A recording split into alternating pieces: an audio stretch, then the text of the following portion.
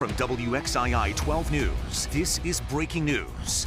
Leading off at 6 with breaking news out of Wilson County, east of Raleigh, where a 14-year-old is facing up to 40 charges. Deputies say the teen shot at passing cars on U.S. Highway 264 and did so with a high-powered pellet rifle. Detective used the locations that people gave them in phone calls over the last few days and found makeshift blinds on the ground along the highway. They say the teen used trees to camouflage himself from the cars that were passing by. That juvenile faces 20 counts of shooting into an occupied vehicle and 20 more counts of damage to personal property. Next, let's talk about the weather. It was sunny and 65 today. Didn't feel like January. Today, new day, different story. Meteorologist Carly Cassidy is here with a look ahead at the rest of your Friday, plus the rest of the weekend. Carly, what are you seeing? Well, temperatures definitely have changed by about 15 to even close to 20-degree drop, and you can definitely feel it. 34 in Galax, 39 North Wilkesboro, low 40s for a good portion, and about 35 Danville, also into Martinsville. So temperatures, they will continue to drop if you are headed out for any Friday night plans. Headed to dinner, anything like that, temperatures do get back down to our freezing point as we go overnight and start off your Saturday morning. Main thing is cloud cover. Clouds have already really worked their way here and will continue to do so and stay pretty thick.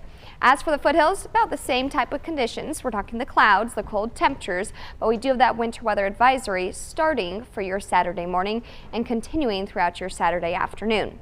That also works its way into the mountains, where we could just see about a 10% chance for a little mix from those clouds. But I really think we're staying dry for tonight, even for a good portion into the morning. But of course, temperatures a little bit colder here, upper 20s, and we could see a little bit more of some of those breezy winds. But here's where we have that winter weather advisory, that purple color off towards the west. It stretches even further off towards the north, because that's where we have some of those colder conditions and where a bit more of that winter weather is expected. But it's not going to be a widespread winter event. We're talking very little to no impact even out towards the west as well. So we'll talk about those totals and also the timing for tomorrow coming up in a few minutes. Carly, thank you. Tonight, a family is trying to heal after deputies say a father killed his infant boy. Let's go to Steve King. He is live with details on the investigation into the death of little Sloan McDaniel. Steve, good evening. Good evening, Kenny. Well, 3-month-old Sloan McDaniel had 2 godmothers, and they both describe him as pure joy. And they say they're going to do their best to try to heal, knowing that they're never going to be able to see his precious smile ever again. I'm sad. I'm sad. This is a hard time, but I'm also grateful for his life. So we are focusing on that. This baby was born just over 3 months ago. On Monday, he was taken to Wake Forest Baptist Medical Center by his father. That day, deputies arrested that man, 20-year-old Brandon Scott McDaniel, for felony child abuse. On Thursday, the infant died from his injuries, and Brandon McDaniel was charged with first-degree murder. Investigators say the deadly abuse happened at the father's home on Forest Line Drive in Clemens. Sloan's godparents say they're trying to focus on celebrating the boy's life, as difficult as that may be. We are all still processing. Everyone is still in shock, and we're just going to step back, realize that it's not in our hands anymore. For the family, we are all focused on celebrating Sloan's life and remembering all of the beautiful moments that we had with him, his smile and his giggle that he had just sort of found here recently. And Sloan's family absolutely adored him. He was pure joy, just the chubbiest, sweetest, most beautiful boy.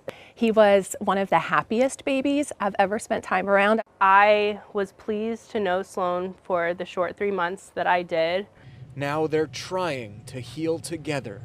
It's just been really, really hard to realize the reality of the situation, but we have all just been able to cry together and to love together and to realize that, like, he's in a better place and he's not in pain, and that's what matters. Meanwhile, Brandon McDaniel appeared in court this morning for the first time. His next court date is February 6th. Now, there are some ways you can help the family during this difficult time, and to find out how, just visit our website, WXII12.com. Reporting live in Forsyth County, Steve King, WXII 12 News. Steve, thank you. Life or death. It is the hardest decision loved ones of a Yadkinville man will have to make. 50-year-old Richard Clark is in the ICU after being shot in the head Wednesday. His family says it was over an argument over a small amount of money. His daughter India says the chances of recovery are slim, and it's up to her to decide if she keeps her dad on life support. We never thought that this day would come. You know, I never thought that I would get a phone call leaving work that your father was shot. You know, just know that this could happen to anyone, and if you don't have a relationship with any of your parents, to make that relationship happen. And just a short time ago, India, the daughter, did tell our Brandon Bates that she did intend to take her father off of life support today. Police arrested 29-year-old Zedekiah Conrad on attempted murder charges. He is in the Yadkin County Jail, no bond. Happening now down in Charlotte, a suspect is still loose after an armed robbery turned into a SWAT situation. It happened earlier this morning.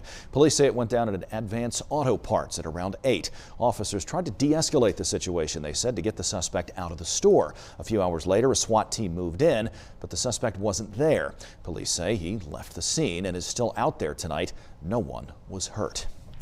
Back in the Piedmont, more than 600 jobs are staying local thanks to an incentives package that Guilford County and Greensboro city leaders have agreed to. Syngenta Corp Protection will get more than $3.5 million combined.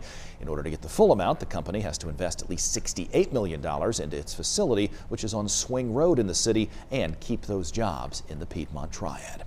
Well, the Carolina Classic Fair has a new look. The logo is designed by a Winston-Salem company known as Elephant in the Room. The designers say the pattern of the light bars around the outline of North Carolina is meant to be a nod to the old Dixie Classic Fair logo. The Winston-Salem City Council says this logo reminds them of a Ferris wheel with fireworks and is a timeless and nostalgic look. This new look will be displayed on ads on and around the fairgrounds. The Carolina Classic Fair, the new name, runs from October 2nd through the 11th this fall.